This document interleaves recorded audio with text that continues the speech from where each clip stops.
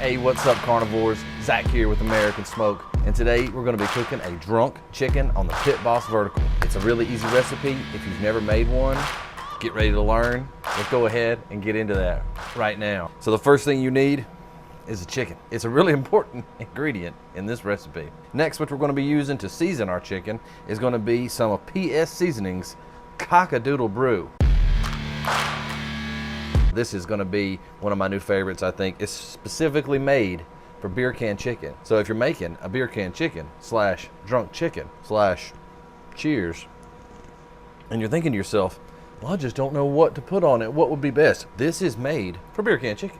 So when you get ready to season your chicken, the first thing you want to do is dry it off, pat it with a paper towel a little bit, just get it kind of dry, and then we're going to be hitting it up with a little bit of non-stick spray olive oil. You don't have to go a whole lot. This is just going to help that seasoning bind to the chicken skin.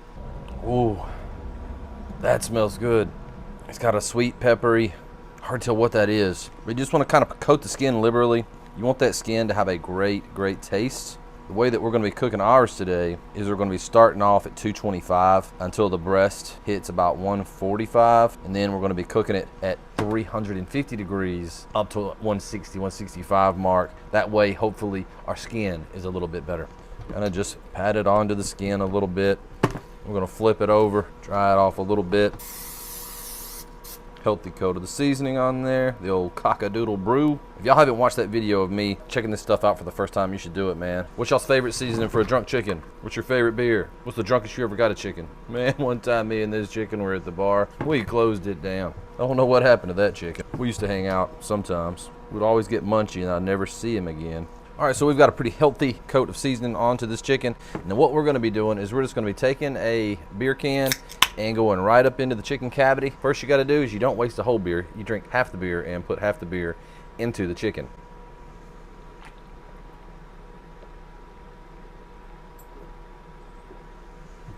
Oh, I didn't enjoy that at all.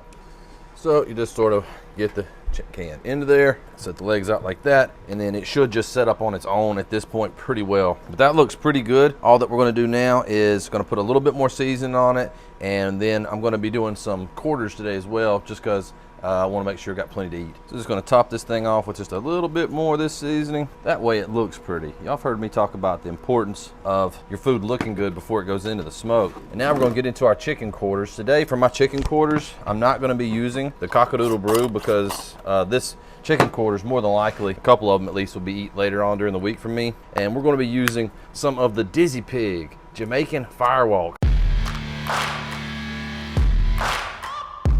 I don't know if y'all like jerk chicken or not. Man, I put this stuff on some pork the other day and it made that pork pop.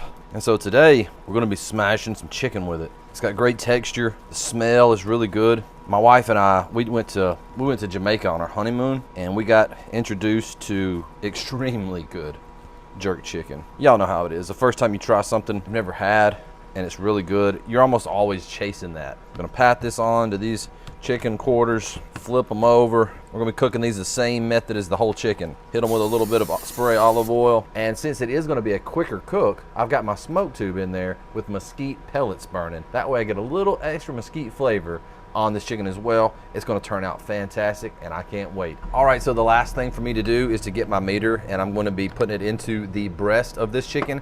That way we don't overcook the breast. So important. You do not want to overcook the breast meat because somebody will come to eat at your house that only likes white meat. The legs and the wings and the thighs will all be perfect and juicy and delicious, but their breast meat will be overcooked if you don't monitor it. So when you're cooking a whole chicken like this, that's the most important thing to monitor is that breast meat. So we're just going to go right in here at the top. And now we don't have to worry. Now all we got to do is get it in the smoke. So let's put this big beauty right there, center stage. Close it up, rock and roll.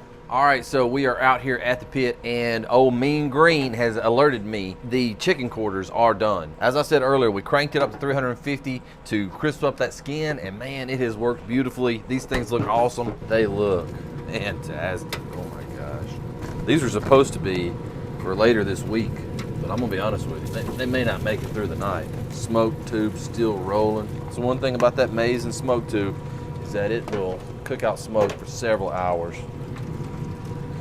Close her back up, let it continue to cook at 350 degrees. We can check the temp on our legs here, right there where I want it. Between 180 and 190 something, perfect. So these are gonna cool down over the next several minutes, and then obviously I'm gonna try one. Probably we're gonna eat all of them more than likely, but we'll be back out here to check on that whole chicken here in just a little while. I'm sure you guys are like, oh, what was that Jamaican firewalk seasoning about? So I'm just gonna try it real quick. I know the star of the show on this video is the drunk chicken. For this, we're gonna just kind of cut into it. Number one, because I can't hardly stand the thought of not trying it right now. It just looks phenomenal. The smell is great. Oh dear Lord, man, that is good. I'm partial to spicy stuff, but this Jamaican firewalk, check it out. Look, I'll leave some links below. I know y'all hear my little girls. I told them to play quiet mouse. That means they're gonna talk like crazy. But the more I chew on this, the more it breaks down, the more the spice that I'm getting. It's got a great, great kick to it. Put this on pork chops the other night. This is so much better on chicken than it is on pork chops. Of course, it was a lean chop. If y'all watched my video on how to cook a pork loin, those were the chops that was left over from that loin, so they're very lean. All the smoke that you get with this dark meat chicken, man, it is good. And it's got the heat that I'm looking for. And it just made a beautiful color on it. But look, we'll see y'all here in just a little bit, because we're gonna check out that Cock-a-Doodle Brew drunk chicken. We'll see you in just a second. Ooh, mama, look at that thing, man. What you gonna do about that? Check that out.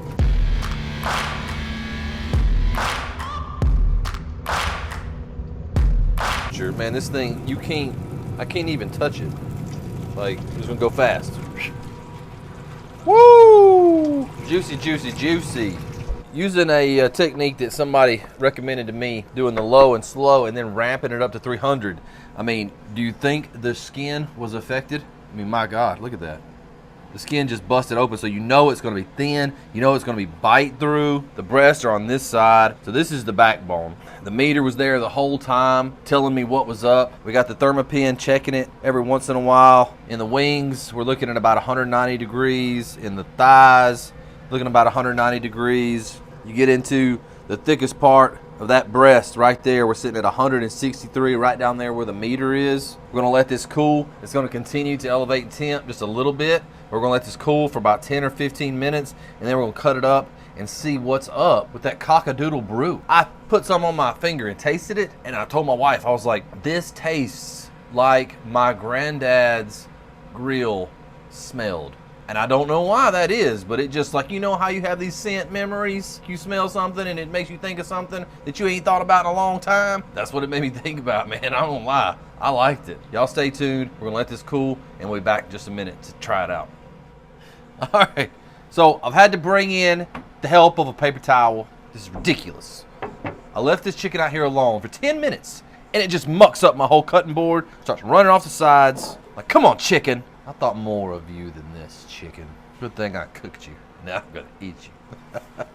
But just a ridiculous amount of juice coming out of the chicken. We know that our meter did its job. It kept us nice and moist. Let us know what was going on the inside while we were on the inside of the house. There'll be a link to this below. Definitely check it out. It's a little bit of an investment, but my God, it helps so much. It's so easy and accurate. But first thing we're gonna do is we are going to maybe not cut this off, maybe just pull it off. But all of our wings and our thighs and everything were right there where I wanted them to be. Ooh, it is still hot. Do not be deceived because it looks like a peaceful chicken. It means you harm.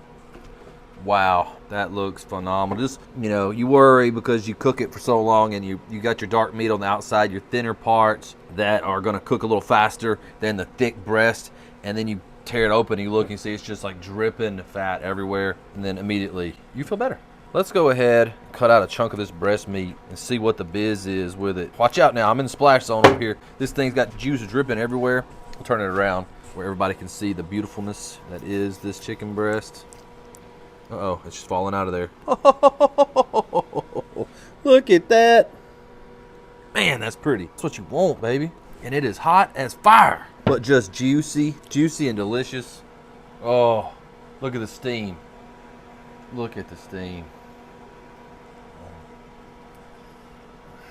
Just gonna cut this breast up into pieces. The skin is just kind of like how I like it. No worries about drying it out because we cooked to temp. It doesn't take skill when you've got the right tools. You can try to cook chicken all day and pull it when you think it's ready. And get it right 4 times out of 10. Or maybe, you know, you're better. Maybe you get it right 6 times out of 10. But you get that meter and you get that Thermopin, or, you know, any sort of meat thermometer, just get you one, and you get it right 10 out of 10. 10 out of 10. And then the flavor, man, that's good. The flavor of that cockadoodle brew. They knocked it out of the park. I mean, it's just right for a drunk chicken. And once again, I got to bring in my friend over here, Mr. Paper Towel, save the day, because this stuff's just running everywhere. Look, y'all check out that cockadoodle brew. Y'all try this method, starting off slow, 225. Once it hits a certain temp, 130, 140, somewhere in there, ramp it up, 350 degrees. Try it out. Let me know what you think. This worked out perfectly. It's so good. It's so good. If you enjoyed this video, if you learned something, if you liked it, make sure to smash that like button for me. If you're not already, become a subscriber to my channel. Always making content, always cooking good food, sharing my results, trying new stuff. It's very rarely just cut of the meal, normal ways of cooking, blah, blah, blah. We're trying stuff over here. We also do the normal stuff that everybody knows works. I teach you that, but we also try new things. I love trying new things because at the end, you get to eat what you tried to do. And that's great. If you subscribe, happy to have you. Make sure to hit that notification bell. That way you get alerted every time I make something new. Anybody that stuck around through this whole video, I really appreciate you so much.